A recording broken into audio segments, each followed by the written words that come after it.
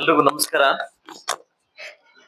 ವೇದಿಕೆ ಮೇಲೆ ಹಾಸನರಾಗಿರ್ತಕ್ಕಂಥ ತಾಲೂಕು ದಂಡಾಧಿಕಾರಿಗಳು ಹಾಗೂ ಕಾರ್ಯನಿರ್ವಹಣಾಧಿಕಾರಿಗಳು ಹಾಗೂ ನಮ್ಮ ದಲಿತ ಮುಖಂಡರಾಗಿರ್ತಕ್ಕಂಥ ನಮ್ಮೆಲ್ಲರ ಆದರ್ಶ ಸೋದರಾಗಿರ್ತಕ್ಕಂಥ ವೆಂಕಟರಮಣ್ಣವರು ಹಾಗೂ ವೇದಿಕೆ ಮೇಲೆ ಹಸಿರಾಗಿರ್ತಕ್ಕಂಥ ಎಲ್ಲ ಗಣ್ಯ ವ್ಯಕ್ತಿಗಳು, ವೇದಿಕೆ ಮುಂಭಾಗದಲ್ಲಿ ಹಸಿರಾಗಿರ್ತಕ್ಕಂಥ ಎಲ್ಲ ನನ್ನ ದಲಿತ ಮುಖಂಡರುಗಳು, ದಲಿತ ಸಂಘಟನೆಗಳ ಅಧ್ಯಕ್ಷರುಗಳು ಹಾಗೂ ಇವತ್ತು ಸಂಡೆ ಆದ್ರೂ ಕೂಡ ಬಾಬೂಜಿಯವರ ಜನ್ಮ ದಿನಾಚರಣೆಗೆ ಬಂದಿರತಕ್ಕಂಥ ಎಲ್ಲ ನನ್ನ ತಾಲೂಕು ಆಡಳಿತ ಅಧಿಕಾರಿಗಳು ಹಾಗೂ ಮಾಧ್ಯಮ ಮಿತ್ರರು, ವಿಶೇಷವಾಗಿ ಮಾಧ್ಯಮ ಮಿತ್ರರು ಬಂದಿದ್ದಾರೆ. ನಿಮ್ಗೆಲ್ರಿಗೂ ಬಾಬೂಜಿಯವರ ಜನ್ಮ ದಿನಾಚರಣೆ ತಿಳಿಸ್ತಾ ಇವತ್ತು ಸಾಕಷ್ಟು ವಿಚಾರ ವಿನಿಮಯಗಳನ್ನ ನಮ್ಮ ಎಲ್ಲ ಮುಖಂಡರು ಕೂಡ ಮಾತಾಡಿದ್ದಾರೆ.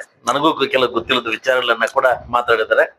ಸೊ ಅದಕ್ಕೆ ಹೇಳ್ತಾ ಇರೋದು, ವಿಚಾರ ವಿನಿಮಯ ಮಾಡ್ಕೊಂಡಾಗ ಮಾತ್ರ ವಿಚಾರ ನಾವು ಸವಿಲಿಕ್ಕಾಗುತ್ತೆ. ಸೊ ಅದರಿಂದ ಬಹುಶಃ ಡಾಕ್ಟರ್ ಬಾಬಾ ಅಂಬೇಡ್ಕರ್ ಅವರು ಮತ್ತು ಬಾಬೂಜಿ ಅವರು ಭಾರತ ದೇಶಕ್ಕೆ, ದಲಿತ ವರ್ಗಕ್ಕೆ ಎರಡು ಕಣ್ಣಿದ್ದಂಗೆ ಅಂತ ಎಲ್ಲಾ ಕಡೆ ಹೇಳ್ತಾ ಇರ್ತಾರೆ. ಬಹುಶಃ ಇದೇ ಜಾತಿಗೆ ಮಾತ್ರ ಸೀಮಿತ ಆಗಿದ್ರ ಒಂದ್ಸಲ ಪ್ರಶ್ನೆ ಆಗ್ತದೆ. ಇವರು ಇದೇ ಜಾತಿಗೆ ಮಾತ್ರ ಸೀಮಿತ ಆಗ್ಬಿಟ್ಟಿದ್ರ ಇವರು, ಬರೀ ದಲಿತರು ಮಾತ್ರ ಇವ್ರು ಆಚರಣೆ ಮಾಡ್ಬೇಕಾ, ದಿನಾಚರಣೆ ಮಾಡ್ಬೇಕಾ? ಬಟ್ ಅಲ್ಲ, ಅದೇನಾಗದೆ ನಮ್ಗೆ ಹುಂಗದು. ನಮ್ಮ ಜಾತಿಯಲ್ಲಿ ಹುಟ್ಟಿರ್ತಕ್ಕಂಥವ್ರನ್ನು ಹುಂಗನ್ನ ನಾವು ಬೆಳೆಸ್ಕೊಂಡ್ಬಿಟ್ಟಿದ್ವಿ. ಏನಂದ್ರೆ ಇವ್ ನಮ್ಮ ಜಾತಿಯವರು ಹುಂಗನ್ ಬೆಳೆದ.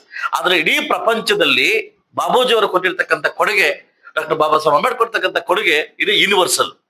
ಎಲ್ಲಾ ಜಾತಿ ಕೂಡ ಸಂಬಂಧಪಟ್ಟಿರ್ತಕ್ಕಂಥ ಎರಡು ಕಣ್ಣುಗಳಿವೆ. ಬಟ್ ಆದ್ರೆ ಏನಾಗಿದೆ ಅಂದ್ರೆ ಬರ್ತಾ ಕ್ರಮೇಣ ರಾಜಕೀಯ ಉದ್ದೇಶದಿಂದ, ರಾಜಕೀಯ ತೇಲುಗೋಸ್ಕರ ಏನ್ ಮಾಡಿದ್ವಿ, ಇವ್ ನಮ್ಮೋರು ಅಂತ ಪಟ್ಟ ಕಟ್ಕೊಂಡ್ಬಿಟ್ಟಿದ್ವಿ. ಈ ಪಟ್ಟನ ಇವತ್ತು ಬಿಟ್ಟು ಇಡೀ ಪ್ರಚಾರಕ್ಕೆ ನಾವು ಹೋಗ್ತೀವಿ, ಯೂನಿವರ್ಸಿಟಿ ಹೋಗ್ತೀವಿ, ಅವ್ರು ನಮಗೂ ಮರ್ಯಾದೆ ಸಿಗುತ್ತೆ, ಅವ್ರಿಗೂ ಒಂದು ಉತ್ತೇಜನ ಸಿಗುತ್ತೆ.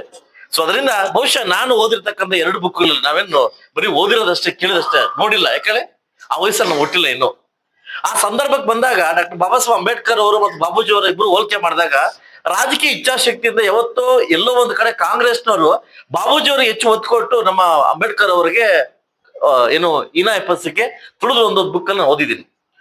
ಯಾಕಂದ್ರೆ ಇವರು ಒಂದು MP ವಿಚಾರದಲ್ಲಿ ಇರ್ಬೋದು, ಎಲೆಕ್ಷನ್ ವಿಚಾರದಲ್ಲಿ ಇರ್ಬೋದು, ಮಿನಿಸ್ಟರ್ ವಿಚಾರದಲ್ಲಿ ಇರ್ಬೋದು, ಇವರಿಗೆ ಹೆಚ್ಚು ಒತ್ತು ಕೊಟ್ಟು, ಇವ್ರಿಗೆ ಅವಕಾಶವನ್ನು ಕೊಟ್ಟು ಎಲ್ಲ ಒಂದು ಕಡೆ ಇವ್ರಿಗೆ ಬರಿ ಓದ್ತಿದ್ರು ಅನ್ನೋದು ಇವತ್ತು ನಮ್ಗೆ ನಾನು ಬುಕ್ಕಲ್ಲಿ ಓದಿದ್ದೀನಿ. ನಾನು ಕೇಳಿದಷ್ಟೇ ಓದಿದಷ್ಟೇ. ಅದನ್ನ ಅದು ಒಂದು ರಾಜಕೀಯ ತುಳಿದ ವ್ಯಕ್ತಿ ಅಂತಂದ್ರೆ ಇವರು ಅಂಬೇಡ್ಕರ್ ಅವರು. ಆದ್ರೆ ಇವರ ಕಿರಿಯ ವಯಸ್ಸಿನಲ್ಲಿ ಒಂದು ಕಾರ್ಮಿಕ ಹುದ್ದೆಯನ್ನ ಏನು ಇಲಾಖೆಯನ್ನ ಪಟ್ಟಿದ್ರು, ಇಡೀ ಭಾರತ ದೇಶಕ್ಕೆ ಹಸಿರು ಕ್ರಾಂತಿ ಅಧಿಕಾರ ಅಂತ ಪಡಿತಕ್ಕಂಥ ಏಕೈಕ ವ್ಯಕ್ತಿ ಇದ್ರೆ ನಮ್ಮ ಬಾಬೂಜಿ ಅವರು. ಅವ್ರು ಕೊಟ್ಟಿರ್ತಕ್ಕಂಥ ಕೆಲವು 3 ಪೋಸ್ಟ್ಗಳಲ್ಲಿ ಅತಿ ಹೆಚ್ಚಾಗಿ ನಿಭಾಯಿಸ್ತಕ್ಕಂಥ ಪೋಸ್ಟ್ ಅಂತಂದ್ರೆ ಒಂದು ಕಾರ್ಮಿಕ ಪೋಸ್ಟ್, 2 ರಕ್ಷಣಾ ಪೋಸ್ಟ್. ಯಾಕಂದ್ರೆ ಅವರು ಆ ಕಿರಿಯ ವಯಸ್ಸಿನಲ್ಲೇ ಆ ಅಸ್ಪೃಶ್ಯತೆಯನ್ನ ಅದು ಏನು ತೊಳಲಿಕ್ಕೆ ಏನು ಅವಕಾಶವನ್ನು ಮಾಡಿಕೊಟ್ಟಿದ್ದಾರೆ, ಖಂಡಿತವಾಗ್ಲೂ ಅವ್ರಿಗೆ ಸಲ್ಲಬೇಕಾಗುತ್ತೆ. ಆ ಜನಾಂಗದವರು, ನಾವುಗಳಾಗಿರ್ಬೋದು, ಯಾರೇ ಆಗಿರ್ಬೋದು, ಅವ್ರು ಬಿಟ್ಟೋಗಿರ್ತಕ್ಕಂಥ ಆದರ್ಶಗಳನ್ನ ನಾವು ಪಾಲಿಸ್ಬೇಕು ಹೊರತು ಅವ್ರು ನಮ್ಮೋರಂತ ಎತ್ಕಟ್ಟಿ ನಾವು ಯಾವತ್ತು ಯೂನಿವರ್ಸಲ್ ಆಗದ್ ನಾವು ತಪ್ಸಕ್ ಹೋಗ್ಬಾರ್ದು. ಯಾಕಂದ್ರೆ ನಾವು ಇಡೀ ಆ 2 ಕಣ್ಣು ಭಾರತ ದೇಶಕ್ಕೆ ಎಲ್ಲೋ ಒಂದ್ ಕಡೆ ನಿಮ್ಗೆ ಅಬ್ಸರ್ವ್ ಮಾಡ್ಬೇಕಂತ ನಾನು ಒಬ್ಬರ ಮಾಧ್ಯಮ ಮಿತ್ರ ಹೇಳ್ತೀನಿ. 7 ವರ್ಷ ಬಿಟ್ರೆ ಈ ಭಾರತ ದೇಶವನ್ನು 7 ವರ್ಷ ಬಿಟ್ರೆ, 6 ವರ್ಷ ಬಿಟ್ರೆ ಇನ್ನೆಲ್ಲ ಆಡಿದ್ದು ಭಾರತ ದೇಶದ ನಾರ್ತ್ ಇಂಡಿಯಾವ್ರೆ. ಇವತ್ತು ಆಡ್ತಾರೆ ನಾರ್ತ್ ಇಂಡಿಯಾದವ್ರೆ. ಇವತ್ತೆಲ್ಲೋ ಒಂದ್ ಕಡೆ ಸೌತ್ ಇಂಡಿಯಾವ್ರು ನಾವು ಕಾಲ್ತುಳು ಒಳಗಾಗ್ತೇವೆ ರಾಜಕೀಯದಲ್ಲಿ. 1 ವರ್ಷ ಪ್ರಧಾನ ಮಂತ್ರಿಗಳು ಯಾರು ನಮ್ಮ ದೇವೇಗೌಡರು, 5 ವರ್ಷ PV ನರಸಿಂಹರಾವ್ ಅವರು. ಇವರು 6 ವರ್ಷ ಬಿಟ್ರೆ ಇನ್ನು ಎಲ್ಲಾರು ಬರಲಿ ಎಲ್ಲೋದ ಡೆಲ್ಲಿಗೆ ಹೋದೆ. ಇವತ್ತು ಕೂಡ ಅದೇ ನಡೀತಾ ಇದೆ. ಇವತ್ತು ಬೆಳಗ್ಗೆ ಒಂದು ಆರ್ಟಿಕಲ್ ಓದ್ದೆ ನಾನು. ಬೆಳಗ್ಗೆ ಬರ್ಬೇಕಾದ ಒಂದು ಆರ್ಟಿಕಲ್ ಓದಿ ಬಂದು ಕ್ಷೇತ್ರ ಪುನರ್ವಿಂಗಡಣೆ ಆಗ್ತಾ ಇದೆ, ದೇಶ ಪುನರ್ವಿಂಗಡಣೆ ಆಗ್ತಾ ಇದೆ. ಯಾಕೆ ಅಂತಂದ್ರೆ ಒಂದು ವಿಷಯಕ್ಕೆ ಬಳಿ ಸುಮಾರು ಇವತ್ತು ಒಂದು ಪ್ರಧಾನ ಮಂತ್ರಿ ಆಗ್ಬೇಕಂತಂದ್ರೆ ಇವತ್ತು ಮೋಸ್ಟ್ ಇಂಪಾರ್ಟೆಂಟ್ ಅಂದ್ರೆ ಸೌತ್ ಇಂಡಿಯಾ ಓಡಿಸಬೇಕಾಗಿತ್ತು. ಅವ್ರಿಗೆ ಇಂಪಾರ್ಟೆಂಟ್ ಸೌತ್ ಇಂಡಿಯಾ MPs ಬೇಕಾಗಿತ್ತು, ಡಿಸಿಷನ್ ಮೇಕರ್ಸ್ ಬೇಕಾಗಿತ್ತು. ಇದನ್ನ ತಪ್ಪಿಸ್ಲಿಕ್ಕೆ ಇವತ್ತು ನಾರ್ತ್ ಇಂಡಿಯಾ ಅವರೇ ನಾವು ಪ್ರಬಲವಾಗಿ ಆಗ್ಬೇಕು ಅನ್ನೋ ಕಾರಣಕ್ಕೋಸ್ಕರವಾಗಿ ಇವತ್ತು ಕ್ಷೇತ್ರ ಮತ್ತು ದೇಶ ಪುನರ್ವಿಂಗಡಣೆ 14ನೇ ತಾರೀಕು ಮೀಟಿಂಗ್ ಕರ್ತಾವ್ರೆ. ಅದೇ ರೀತಿ ನಮ್ಮ ಈ ಕರ್ನಾಟಕ ರಾಜ್ಯದಲ್ಲಿ 224 ಕ್ಷೇತ್ರವನ್ನ 336 ಕ್ಷೇತ್ರವಾಗಿ ಮಾಡ್ತಾವ್ರೆ. ಅದರಲ್ಲಿ ಮಹಿಳಾ ಮತ್ತು ಮಹಿಳೆಗಳನ್ನ 104 ಜನ ಮಹಿಳೆಗಳು ಮಾಡ್ಬೇಕನ್ನೋ ಕಾರಣಕ್ಕೋಸ್ಕರ ಇದೇ ತಿಂಗಳ 16ನೇ ತಾರೀಕು ಸಂಸತ್ತನ್ನು ಮತ್ತು ಪುನರ್ವಿಂಗಡಣೆ ಮಾಡಿ ಇವತ್ತು ಅಪ್ರೋಚ್ ತಗೊಳ್ತಾ ಇದ್ದಾರೆ. ಇದೇ 16ನೇ ತಾರೀಕು. ದಕ್ಷಿಣ ಭಾರತದಲ್ಲಿ MP ಕಡಿಮೆ ಮಾಡಿ ನಾರ್ತ್ ಇಂಡಿಯಾದಲ್ಲಿ ಜಾಸ್ತಿ ಮಾಡಿ ಇವತ್ತೇನ್ ಮಾಡ್ತಾ ಇದಾರೆ, ಇಡೀ ಇದನ್ನ ನಾವು ಇಟ್ಕೊಬೇಕನ್ನೋ ಕಾರಣಕ್ಕೋಸ್ಕರ ಮಾತಾಡ್ತಾ ಇದ್ದಾರೆ. ಯಾಕೆ ಒಬ್ಬ ರಾಜಕೀಯ ವ್ಯಕ್ತಿಯಾಗಿ ಒಬ್ಬ ಶಾಸಕನಾಗಿ ಮಾತಾಡ್ಲೇಬೇಕಿತ್ತು, ಮಾತಾಡಬಾರ್ದು. ಏನಕ್ಕೆ ಬೇಕು ಪುನರ್ವಿಂಗಡಣೆ ಅಂತ ಬಂದಾಗ ರಾಜಕೀಯ ತೋಲ್ಗೋಸ್ಕರ.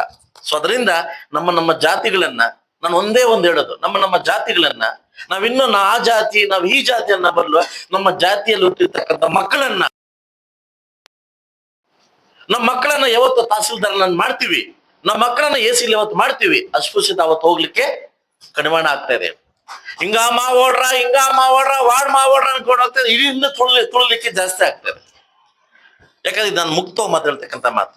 ಈಗ ತಾನ ಯಾರೋ ಹೇಳ್ತಾ ಇದ್ರು ನಮ್ಗೆ ಭವನ ಇಲ್ಲ ಅಂತ ಹೇಳ್ತಾ ಇದ್ರು. ನೀವು ಹೇಳಕ್ಕಿಂತ ಮುಂಚೆ ನಾನೇ ಖುದ್ದ ಹೋಗಿ 75 ಲಕ್ಷ ರೂಪಾಯಿ ಅಮೌಂಟ್ ನ ಬಿಡುಗಡೆ ಮಾಡ್ಕೊಂಡ್ಬಂದು ಜಾಗವನ್ನ ಕೊಟ್ಟಿರ್ತಕ್ಕಂಥದ್ದು ಅವನಿದಲ್ಲಿ ಭವನ ಮಾಡ್ತಾ ಇದ್ದೆ. ನಮ್ಮ ಬಾಬೂಜಿ ಅವರ ಭವನ ಮಾಡ್ತಾ ಇದ್ದೆ.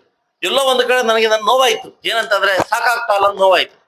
ಈ ಸಂದರ್ಭದಲ್ಲಿ ಹೇಳ್ತಾ ಇರ್ತೇನೆ, ಆ ಜಾಗವನ್ನ 30 ಗುಂಟೆ 35 ಗುಂಟೆಗೆ ಶಿಫ್ಟ್ ಮಾಡಿ ಚಿಕ್ಕ ಭವನವನ್ನ ಚೌಲ್ಟ್ರ್ಯಾಕ್ ಕನ್ವರ್ಟ್ ಮಾಡಿ ನಾನು ಮತ್ತು KH ಮುನಿಯಪ್ಪ ರಾತ್ರಿ ಮಾತಾಡಿದ್ದೀನಿ. ಅವರ ಅನುದಾನದಲ್ಲಿ ನನ್ನ ಅನುದಾನ ಇನ್ನೂ ಸ್ವಲ್ಪ 1.5 ಕೋಟಿ ಜಾಸ್ತಿ ಹಾಕಿ 2.25 ಕೋಟಿಯಲ್ಲಿ ಒಂದು ಬಾಬೂಜಿ ಅವರ ಭವನ ಕೊಟ್ಟಿರ್ತಕ್ಕಂಥ ಭವನವನ್ನು ನಿರ್ಮಾಣ ಮಾಡ್ಲಿಕ್ಕೆ ನಾನು ಇವತ್ತು ಮಾತು ಕೊಡ್ತಾ ಇದ್ದೀನಿ ನಿಮ್ಗೆ. 75 ಲಕ್ಷ ಮಾತ್ರ ಹಾಕೊಂಡ್ ಬಂದಿದ್ದೀನಿ. ಸೊ ಮಿಕ್ಕಿದ ಉಳಿತಾಯವನ್ನ ಕೂಡ ನಾನು ಸಮಾಜ ಕಲ್ಯಾಣ ಇಲಾಖೆ ಸಚಿವರ ಹತ್ರ ಮಾತಾಡಿ, KH ಮುನಿಯಪ್ಪ ಸಚಿವರ ಹತ್ರ ಮಾತಾಡಿ ಇದನ್ನ ಮಾಡ್ತಕ್ಕಂಥ ಜವಾಬ್ದಾರಿಯನ್ನು ನಾನು ಹೊತ್ಕೊಂತೀನಿ. ಒಂದೇ ಒಂದ್ ಮಾತಾಡಿದ್ದು, ಇವತ್ತು ಬಾಬೂಜಿ ಅವರು ಮತ್ತು ಅಂಬೇಡ್ಕರ್ ಅವರು ಇಡೀ ಭಾರತ ದೇಶಕ್ಕೆ 2 ಕಣ್ಣಿದ್ದಂಗೆ, ಸಂವಿಧಾನ ಬರ್ಲಿಕ್ಕೆ 2 ಕಣ್ಣಿದ್ದಂಗೆ. ಅದೇ ಆದರ್ಶಗಳನ್ನ ಇಲ್ಲಿ ಮುಳಬಾಗಿಲು ತಾಲೂಕಲ್ಲಿ ಇಡೀ ಕರ್ನಾಟಕ ರಾಜ್ಯದಲ್ಲಿ ಎಲ್ಲಾ ಕಡೆ ನಾವು ಹೋಗ್ಬೇಕು, ಎಲ್ಲಾ ಕಡೆ ಹೋಗ್ಬೇಕು. ಬೇರೆ ಬೇರೆ ತಾಲೂಕಲ್ಲಿ ಅವರೊಂದು ಇವರೊಂದು ಮಾಡ್ತಾರೆ, ನಮ್ಮ ತಾಲೂಕಲ್ಲಿ ಮಾಡ್ಲಿಕ್ಕೆ ನಾನು ಬಿಡುದಿಲ್ಲ, ನಾನ್ ಮಾಡಕ್ಕೆ ಬಿಡುದಿಲ್ಲ. ಯಾಕಂದ್ರೆ ಒಂದೇ ತಾಯಿ 2 ಮಕ್ಳಿದ್ದಂಗೆ ಇವರು. ಯಾಕಂದ್ರೆ ಲೆಫ್ಟ್ ರೈಟ್ 2 ಮಕ್ಳಿದ್ದಂಗೆ. ಯಾರೋ ರಾಜಕೀಯ ತೇವಲಿಗೋಸ್ಕರ ಒಳಮುಸ್ಲತೆಗೋಸ್ಕರ ಇವನು ಬಳಸ್ಕೊಂಡು ಹಾಳು ಮಾಡ್ತಕ್ಕಂಥ ವಾತಾವರಣವನ್ನ ಈ ತಾಲೂಕಲ್ಲಿ ಆಗ್ಬಾರ್ದು ಅನ್ನೋದು ನನ್ನ ಫಸ್ಟ್ ಆಸೆ ಇದೆ. ಫಸ್ಟ್ ಆಸೆ. ಈಗ ಗೌರ್ಮೆಂಟ್ ಅವರು ಡಿಕ್ಲೇರ್ ಮಾಡಿ, ಕೋರ್ಟ್ ಇದೆ, ಕೋರ್ಟ್ ಡಿಕ್ಲೇರ್ ಮಾಡಿ ಯಾರಿಗೆ ಎಷ್ಟು ಮೀಸಲಾತಿ ಕೊಡ್ಬೇಕಂತ. ಆದ್ರೆ ನಮ್ಮಲ್ಲಿ ಒಳ ಮನಸ್ಸು ಬಂದು, ನಮ್ಮಲ್ಲಿ ವೈ ಮನಸ್ಸು ಬಂದು ಇಡೀ ಸಮಾಜವನ್ನ ಹಾಳು ಮಾಡ್ತಕ್ಕಂಥ ಪರಿಸ್ಥಿತಿಗೆ ನಾವು ಇವತ್ತು ಹೋಗ್ಬಾರ್ದು ಅಂತ ಹೇಳ್ತಾ, ಇವತ್ತು ನಾನು ಸಾಕಷ್ಟು ಖಾಸಗಿ ಬ್ಯುಸಿ ಇದ್ದೆ. ಆದ್ರೂ ಕೂಡ ನಾನು ತಹಸೀಲ್ದಾರ್ಗೆ ಹೇಳಿದೆ, ಖಂಡಿತವಾಗ್ಲಿ ಕಾರ್ಯಕ್ರಮ ನಾನು ಬರ್ತೀನಿ, ಕಾರ್ಯಕ್ರಮ ಬರ್ಲೇಬೇಕು, ಇದು ಅರ್ಥಗರ್ಭಿತವಾಗಿ ಕಾರ್ಯಕ್ರಮ ನಡೆಸ್ಕೊಡ್ಬೇಕು. ಮುಂದಿನ ದಿನಗಳಲ್ಲಿ ಒಳ್ಳೆ 2 ಜಾತಿಗಳನ್ನ ಒಗ್ಗಟ್ಟಾಗಿ ತಗೊಂಡೋಗತಕ್ಕಂಥ ಕೆಲಸವನ್ನ ನಾವಿಬ್ರು ನಮ್ಮ ತಾಲೂಕು ಆಡಳಿತ ಮಾಡೋಣ ಅಂತ ಹೇಳ್ತಾ, ಇವತ್ತು ನನಗೆ ಈ ಒಂದು ಅವಕಾಶವನ್ನು ದೇವರು ಕೊಟ್ಟಿರ್ತಕ್ಕಂಥ ವರ ಅಂತ ಹೇಳ್ಬೋದು. ಯಾಕಂದ್ರೆ ಇವರು ಅಧಿಕಾರಕ್ಕೆ ಬಂದ ಹುಟ್ಟೇ ಇರ್ಲಿಲ್ಲ. ಈಗ ನಾನು ಹೇಳ್ತೇನೆ 1994 ನಾನು ಕನ್ವೀನ್ ಆಗಿದ್ದೆ ಅಂತ. ನನ್ನ 1982 ನಂಬರ್ನು ಆಯ್ತಲ್ವಾ, 84 ಅದಲ್ವಾ. ಸೊ ಅದರಿಂದ ಏನು ಭಗವಂತ ಈ ಜಾತಿಯಲ್ಲಿ ಒಂದು ಅವಕಾಶವನ್ನು ಕೊಟ್ಟಿದ್ದಾನೆ. ಅದರ ಸದುಪಯೋಗ ಪಡಿಸಿ ನಾನು ಬಂದಿರತಕ್ಕಂಥ ಅವಕಾಶವನ್ನ ಸಮರ್ಪಕವಾಗಿ ಸಮೃದ್ಧಿಯಾಗಿ ಅವಕಾಶವನ್ನ ನಾನು ಮಾಡಿ ಎಲ್ಲಾ ಜಾತಿಗಳು ಕೂಡ, ನಮ್ಮ ಮುಳಬಾಗಿಲು ತಾಲೂಕಿನ ಎಲ್ಲಾ ಉಪಜಾತಿಗಳಿಗೂ ದೊಡ್ಡ ಜಾತಿ ಕೂಡ ಸಮಾನವಾಗಿ ಒಂದು ಮರ್ಯಾದೆಯನ್ನು ಕೊಟ್ಟು ಅವ್ರಿಗೆ ಏನು ಗೌರವ ಸಲ್ಲಿಸಬೇಕು ಸಲುವು ಕಾರ್ಯಕ್ರಮನ ನಾನು ಮಾಡ್ತಾ ಇದ್ದೀನಿ ಅಂತ ಹೇಳ್ತಾ, ಅವಕಾಶ ಕೊಟ್ಟಿದ್ದಕ್ಕೆ ನನ್ನ ತಾಲೂಕು ಆಡಳಿತ ಕೂಡ ಸಂಡೆ ಆದ್ರೂ ಕೂಡ ಸ್ವಚ್ಛವಾಗಿ ಸಮೃದ್ಧಿಯಾಗಿ ಬಂದು ಒಂದು ಪೂಜೆ ಮಾಡಿಕೊಟ್ಟು ನೆರವೇರಿಸಿಕೊಟ್ಟಿದ್ವಿ. ನಿಮಗೂ ಈ ಜಾತಿಗೂ ಇಡೀ ಬಾಬೂಜಿಯ ಅನ್ಯಾಯಗಳಿಗೂ ಕೂಡ ಒಂದು ವಿಶೇಷವಾಗಿ ಶುಭಾಶಯ ತಿಳಿಸ ನಾನು ಮಾತು ಮುಗಿಸ್ತದೆ. ಎಲ್ರಿಗೂ ಒಳ್ಳೇದಾಗಲಿ.